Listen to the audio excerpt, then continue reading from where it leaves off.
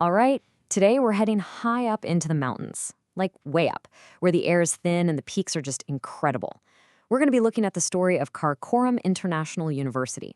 And trust me, it's an institution that's every bit as ambitious and inspiring as its absolutely stunning location. So picture this. You're surrounded by these towering peaks, these super remote valleys, a place where just getting around is a massive challenge. I mean, the geography itself is the biggest obstacle. And it's right here in Gilgit-Baltistan that our story really kicks off. Someone had this incredibly ambitious idea. Hey, let's plant a world-class university right here, where honestly, most people would have said, no way, it's impossible. So, yeah, the biggest problem, the main hurdle, it was the mountains themselves. Just access. This was never going to be just about putting up a few buildings and calling it a school. No, this was about conquering some immense geographical and logistical barriers, all to bring higher education to the people living in this really unique part of the world. And that brings up a really fundamental question, right? How do you even begin to bring world-class higher education to one of the most remote places on Earth? I mean, how do you bridge that gap between a huge ambition and the harsh reality on the ground? It seems like a simple question, but man, it needed a very, very bold answer. Well, that bold solution, that was the vision for Karakoram International University, or KIU for short. This wasn't just some copy-paste university. It was designed from the absolute ground up to meet the specific needs of this region head-on. Okay, so what exactly is KIU? Well, for starters, it's a public university. It was established back in 2002, and this is important. This wasn't some private project. It was a national commitment created by a federal charter with one single, absolutely crucial mission: to serve the people of Gilgit-Baltistan. And you know, this timeline really tells a powerful story.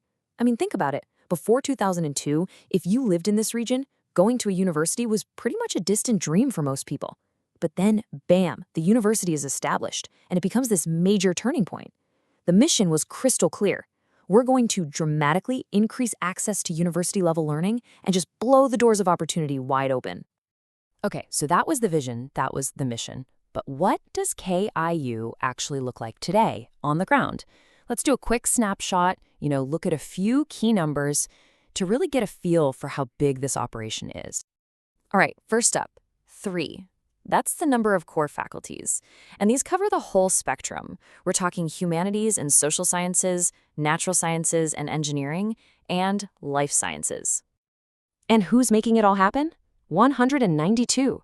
That's how many academic staff members are there, teaching and doing research. These are the people, the professors, who are the real engine behind it all. And now for the big one, the real impact. Get this, over 7,000 students. And that's just at the main campus. Just think about that for a second. 7,000 students. That's thousands of lives, thousands of families being completely transformed because they can get a university education right there in their own community.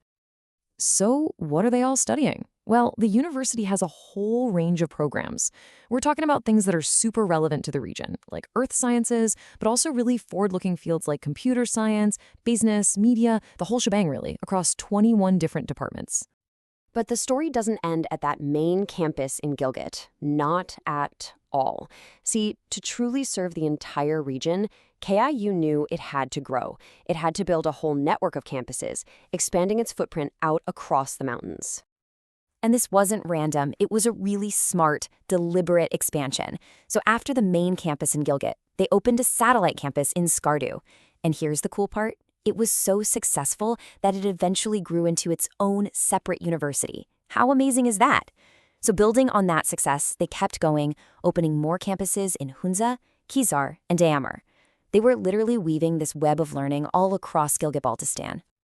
Okay, so we've looked at the challenge, the original vision, and how it's grown. But let's get to the heart of it. What's the real, lasting impact here? I mean, why does a university like this, in a place like this, matter so much? I think the university's motto really says it all. It's behold what is in the heavens and the earth. It's this powerful call to just look around you, to observe, to study, to understand. And honestly, can you think of a better classroom than the Karakoram Mountains? It just perfectly captures that spirit of discovery that really drives the whole university.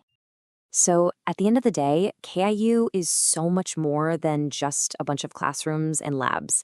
It's really become an engine for the entire region. It's creating opportunity, it's pushing research forward, and it's helping the community develop from the inside out. So I'll leave you with this final thought to chew on. What is the true measure of a university's success? Is it all about rankings and publications, or is it something more? Because the story of KIU kind of suggests that maybe, just maybe, real success is measured by the new heights a university helps its entire community reach.